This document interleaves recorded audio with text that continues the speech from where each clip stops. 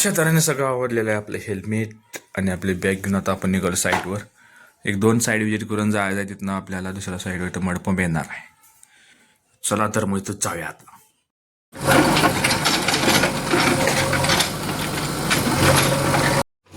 ही आहे आपली नवीन साईट जिचं आपलं डिमोलिशन चालू आहे, म्हणजेच पाडायला. ही आहे एक मराठी शाळा जुनी, ती पाडून आपल्याला नवीन आता RCCमध्ये करायची आहे. त्यासाठी हे चालू आहे. त्यानंतरनं ही शाळा झाल्यानंतर आपल्याला जायचं आहे दुसऱ्या साईटवर, म्हणजे आपल्या मंडपाच्या. चला तर मग जाऊ. या महिन्यात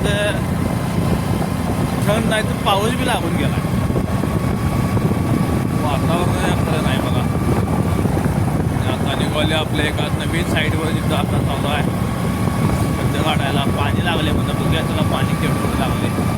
गेला असं काय कळणार नाही आपल्याला. आणि असं आहे मस्तपैकी झाडं असलेला रोड. आता हे जर महत्त्व करणार नाही, कळणार ते उन्हाळ्यात ऊन लागताना. चला तर आपण आता आपली साईटवर येऊन बघतोय तर काय एक पण खड्डा असा नाही ज्यात पाणी नाही. 6 इंच, 1 फूट, 1.5 फूट, 2 फूट, तर कुठं कुठं 3 फूट बी होतं.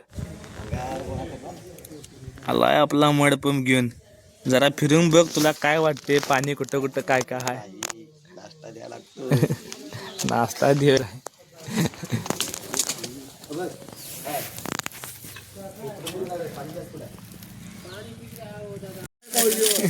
भावानं लावला मडपंप आणि सगळं चालू झालं स्प्रिंकलर.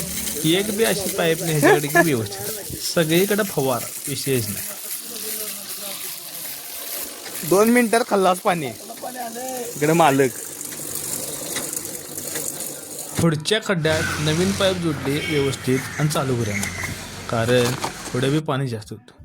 त्यानंतर लावला आणि चालू केलं बघा. आपलं बांधताना एकदम टाईट बांधायला, विशेष नाही. पुन्हा गाडी येणार काढून आणली असती. पंप इकडे झोपला आमचा, वैतागलाय. आणि मग सगळ्या खड्ड्यातलं पाणी काढून संपवलं.